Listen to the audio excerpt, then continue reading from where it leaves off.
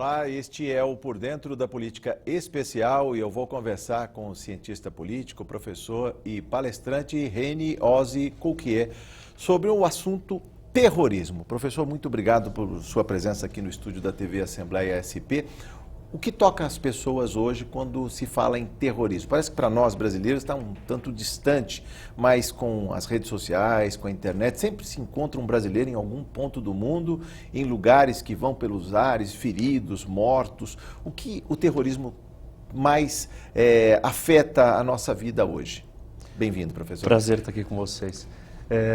Bom, o terrorismo é uma forma de ação que usa da ideia de aterrorizar as pessoas, amedrontar. Então, mexe com um lado psicológico muito mais do que uma questão destrutiva. Claro, tem ataques terroristas como o 11 de setembro que morrem milhares de pessoas, mas outros menores, com centenas, ou às vezes dezenas, ou às vezes 1 ou 2, 3 mortos.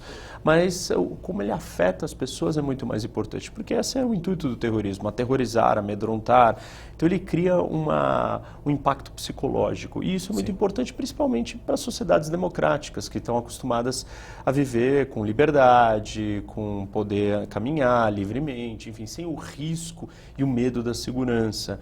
Claro, cada país, de acordo com a sua realidade social e política, são mais seguros ou menos seguros, tem criminalidade ou não, mas o terrorismo ele faz vítimas que são inocentes, civis que estão simplesmente caminhando ou vivendo a sua vida e de repente são alvos desses crimes terríveis. Então o terrorismo, acho que o ponto principal é o quanto ele assusta as pessoas e deixa todo mundo em pânico. E de maneira permanente, o que vai acontecer. Pode falar. Ninguém sabe. De maneira permanente, porque hoje o terrorismo é um fenômeno mundial, com o surgimento dessas grandes organizações terroristas globais, com capacidade de cometer ataques em qualquer canto do mundo, organizadas, financiadas, estruturadas, e com profissionais que fazem isso, trouxe ou deu uma nova cara para o terrorismo. O terrorismo é uma tática, no fim das contas, de combate, que pode ser usada e é usada pelo mais fraco. Então, ela é o que a gente chama de um combate assimétrico. Eu não tenho condições de te enfrentar face a face, porque o meu exército, a minha força bélica é muito inferior, então eu vou usar táticas obscuras. Eu vou te atacar quando você não está esperando, eu vou aterrorizar, amedrontar o máximo que eu puder. Só que isso sempre foi usado como uma forma pura de combate, não organizações que tinham ideologias próprias, com projeções globais e objetivos globais, de certa forma, cometendo ataques pelo mundo todo. Sim. Professor, o senhor falou do atentado às Torres Gêmeas. Vamos trazer ao nosso telespectador uma reportagem que mostra desses grandes atentados aí com mortos, com feridos. Veja a reportagem. O maior atentado terrorista da história, ocorrido na manhã de 11 de setembro de 2001 nos Estados Unidos, com quase 3.000 vítimas, causou impacto no mundo inteiro. E mesmo quem estava distante geograficamente de Nova York, sentiu-se ofendido pelo horror e a insegurança. O mundo nunca mais seria o mesmo. Passada a histeria dos primeiros dias, não ocorreram novos ataques em larga escala dentro dos Estados Unidos e a vida voltaria ao normal, mas é claro, com restrições mais rígidas aos imigrantes. Mais recentemente, a Europa se tornou palco de ações terroristas. Quem não se lembra do atentado contra o jornal satírico Charlie Hebdo, em 7 de janeiro de 2015, em Paris, resultando em 12 pessoas mortas e 5 feridas gravemente. Outra vez, Paris entrou no radar dos terroristas quando uma série de ataques coordenados com explosões e tiroteios aconteceu na noite de sexta-feira, 13 de novembro do ano passado. O atentado mais grave ocorreu na casa de espetáculos Bataclan, onde cerca de 1.500 pessoas assistiam a um show de rock. Oficialmente, foram 130 mortos e 351 feridos. Neste ano, Bruxelas, capital da Bélgica e centro político da União Europeia, foi sacudida por bombas no aeroporto e no metrô. Dados oficiais contabilizaram 31 mortos e mais de 300 feridos. Professor, o que falar destes atentados que ferem o coração do capitalismo e o modo de vida das pessoas? Estamos falando do Ocidente, e em que isso afeta a segurança privada, as pessoas no seu dia a dia, trabalhar, estudar, passar pelo metrô, o aeroporto, tudo isso é calculado milimetricamente, cirurgicamente para atingir essa população, ou pelo menos o Ocidente como um todo? Acho que é importante a gente ressaltar que esse não é um problema só do Ocidente. E nós temos atentados na África, Sim. no Oriente Médio, na Ásia, ao longo desses anos, né, depois do 11 de setembro, Indonésia, vários países da Ásia foram vítimas disso. No Oriente Médio, mensalmente nós assistimos Sim. isso, seja no Paquistão, seja na Turquia, seja em outros lugares. E na África também, então, tem isso. O que acontece é que dentro do mundo ocidental, ou talvez das sociedades democráticas, isso tem um impacto maior, porque são sociedades fundamentadas na ideia da livre circulação, na ideia de você ter as suas liberdades individuais protegidas, a sua privacidade. E quando você lida com um problema de segurança dessa gravidade, então se coloca em questionamento até que ponto nós não vamos ter que infringir essas liberdades e essa segurança para cuidar dessa segurança. Então, nas sociedades democráticas se torna um dilema difícil que deve ser debatido e escolher entre a segurança Sim. e a liberdade individual, a privacidade e outras coisas. Algumas das consequências que a gente tem visto depois dos atentados terroristas são invasões da privacidade das pessoas para ficar monitorando o que elas estão fazendo. Outras são dificuldades de você cruzar um país para o outro, a questão da imigração, dos vistos, das Muito fronteiras. se perdeu, pelo menos do atentado das Torres Gêmeas, de 2001 para cá, no tocante às liberdades individuais e os direitos, nos Estados Unidos principalmente, que é... No primeiro momento, sim. Hoje eu acho que os Estados Unidos encontrou novamente o seu equilíbrio, mas Sim. o mundo, de uma certa forma, nunca mais vai ser Mas o mesmo. tem candidato lá, presidente, falando em fechar a claro, fronteira e expulsar... Claro. Que eu acredito que esse discurso ele é um discurso populista, demagogo, sem ressonância com a grande parte da população, e dificilmente o Trump consegue ser eleito mantendo esse discurso. Hoje ele tem esse discurso porque ele fala para uma parcela pequena da população. Se ele tiver que conquistar o resto do eleitor americano, ele já não vai levar isso tão a sério. E mesmo que ele seja eleito, eu duvido que ele implemente tais medidas. Sim. Claro, é terrível para a democracia esse tipo de discurso, é inflamatório, Sim. mas não é concreto. De certa forma, os Estados Unidos conseguiu melhorar a sua segurança, entrou mais adentro do espaço das liberdades individuais, né? Ele restringiu um pouco esses espaços, mas ele retrocedeu de uma certa forma. Claro, depois do fenômeno do terrorismo mundial, as democracias nunca mais vão ser as mesmas. Sim. A questão da segurança, ela é uma prioridade, e a prioridade número 1, porque nenhuma sociedade funciona sem ordem e sem segurança. Ninguém vai para a escola, ninguém trabalha, ninguém abre seu negócio, nada acontece se a população não estiver segura. Tanto que depois dos ataques em todos esses países que nós assistimos aí no vídeo, aeroportos fechados, serviços de transporte fechados, então tudo para. Foi um duro golpe na economia desses países também, não só na consciência da população, mas também nos negócios. Porque a segurança é um fator primordial. O Estado ele é criado com uma função número 1. A função principal é garantir trazer a segurança. a ordem e a segurança. Exato. Essa é a função número 1. O Estado pode decidir ser um Estado ativista, quer distribuir renda, ou um Estado mediano, enfim, o Estado pode escolher 1000 funções, mas uma função que ele tem que conseguir fazer... E não pode delegá-la. É trazer ordem. E se ele não consegue trazer ordem, nada mais existe. E a gente tem inúmeros exemplos no Oriente Médio, por exemplo, de países que hoje são desgovernados porque não tem ordem. Então nada funciona, a economia não funciona, comércio não funciona, as pessoas não conseguem estudar. Então a Líbia, a Síria, são estados em guerra, onde não tem ordem, não tem segurança, não tem mais nada acontecendo. Mas, professor, quando o ataque é direcionado para um estádio de futebol, a porta de um estádio de futebol, uma casa de shows, o Bataclan, ou cafés e restaurantes, eu não estou atacando o modo de vida dessas pessoas? Claro, a diversão, o lazer, o gourmet, né, vamos dizer assim, uma sociedade que prima pelas suas receitas, pela sua culinária. Você está atacando as liberdades individuais, você está atacando modos de vida operante dessa sociedade. Mas por que isso causa tanto ódio do outro lado? Do lado dos terroristas, vamos dizer. Os terroristas têm uma estratégia, eles querem abalar o estilo de vida e eles querem provocar uma reação nessas sociedades. E com essa reação eles ganham mais força na sua causa e demonstram que, sim, existe uma guerra entre o Ocidente e o mundo islâmico, no caso, por exemplo.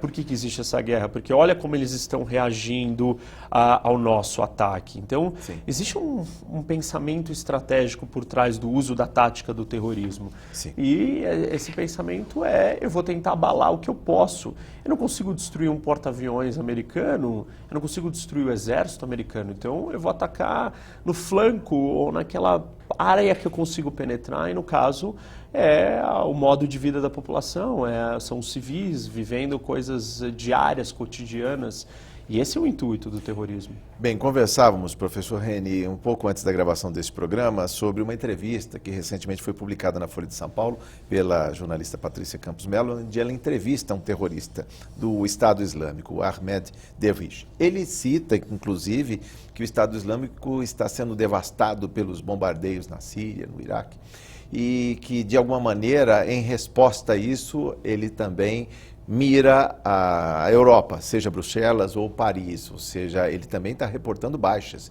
Diz que está muito difícil também conquistar pessoas para a causa. Eles recebiam salário, ou seja, terroristas que tinham em torno de R$500 de salário, viviam muito do contrabando de petróleo, contrabando de petróleo que rende aí 10 bilhões de dólares por ano, professor. O que falar dessa maneira também de dar uma resposta ao exército, ao Estado Islâmico e praticamente a ação desses terroristas que está capilarizada pela Europa? Excelente entrevista da Patrícia. O que fica claro é que o Estado Islâmico ele está sofrendo um recuo ou um retrocesso, porque existe muita pressão em cima dele, mas longe dele ser derrotado por completo, até porque ele tem outras formas de contra-atacar, e algumas dessas formas são isso, usar esses simpatizantes, essas pessoas que compraram sua ideologia, essas células espalhadas pelo mundo, de cidadãos que saíram dos seus países e foram lutar ao lado do Estado Islâmico e voltam para cometer atos. Com isso, ele consegue chamar a atenção do mundo de novo e consegue atrair novos simpatizantes para a causa.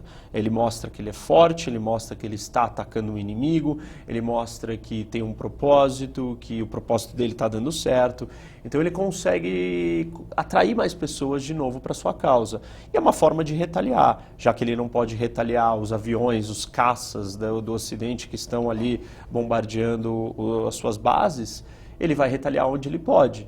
E essa é a estratégia do terrorismo, como eu estava falando aqui um pouco antes, que é a estratégia do mais fraco. O mais fraco não pode enfrentar o outro cara a cara, então ele vai achar um caminho pelas bordas aonde tem uma vulnerabilidade. E por que uma juventude abraça a causa e longe de falar que são pessoas que hoje estão no Iraque ou na Síria, vamos pegar uma região do globo, como são cooptados jovens dentro dos Estados Unidos, ou na Bélgica, ou na França, na Alemanha? Como acontece isso, professor?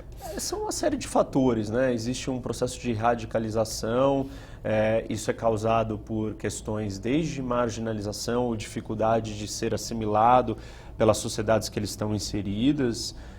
Isso é um problema cultural, um problema social difícil, que todos os países que lidam com muitos imigrantes em algum momento têm que resolver isso.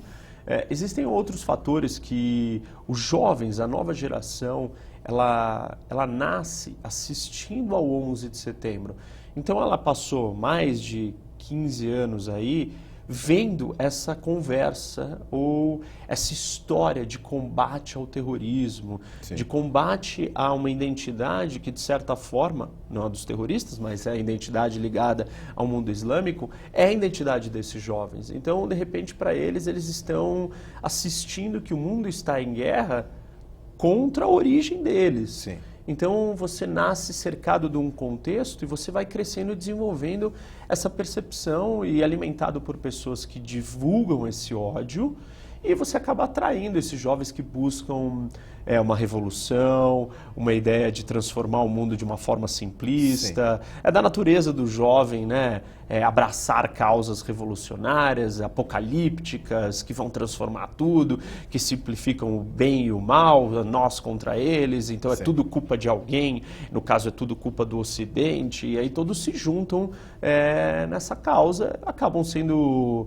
É uma lavagem cerebral, acabam sendo consumidos por isso e entregam as suas vidas para essa causa que só serve um propósito, o propósito de poder dessa organização, desse grupo, que não necessariamente está preocupado com as vidas dos seus próprios compatriotas islâmicos. E por que não se busca a política para mudar a vida das pessoas, para melhorar a vida das pessoas, e sim as armas, a beligerância? O Clausewitz, que é um grande pensador da guerra, dizia que a guerra é a continuação da política por outros meios. Ou seja, nós estamos aqui fazendo política, a gente vai se exaltando, se irritando, e em algum momento a gente começa a se agredir pelos mesmos motivos que a gente estava se agredindo antes. Então, a guerra ela é a continuação da política, é uma forma diferente de fazer política, é uma forma intolerante, agressiva e política do rifle, da metralhadora e da bomba. No fundo, todos esses movimentos que estão em guerra e todas as guerras têm por trás delas um objetivo político. Ou seja, no caso do Estado Islâmico, ele quer criar um califado, que é um Estado. Sim. A criação de um Estado é um objetivo político. E já estava nascendo, aliás, entre a Síria e Israel, praticamente um território ali, um califado. Ainda está, né, nascendo, ele está recuando um pouco, mas ele ainda controla grandes territórios, como você mesmo mencionou, com acesso a receitas absurdas de petróleo. Sim. Então, quando você controla território, você começa a criar um Estado, esse é um objetivo político. Sim. Então, até o Estado Islâmico ou a Al-Qaeda tinham objetivos políticos. O problema é a forma como alcançar isso. Sim. Se o objetivo é político e econômico, por que se coloca a religião à frente? Sempre uma causa e é religiosa. A religião é uma manifestação da política. Na esfera individual, quando a gente fala de política, nós estamos falando de valores. Sim. Então eu defendo alguma coisa. De onde vêm esses valores? Vêm das nossas raízes e tradições. E a religião é uma dessas bases de tradição. Então, na esfera individual, a política é a religião também.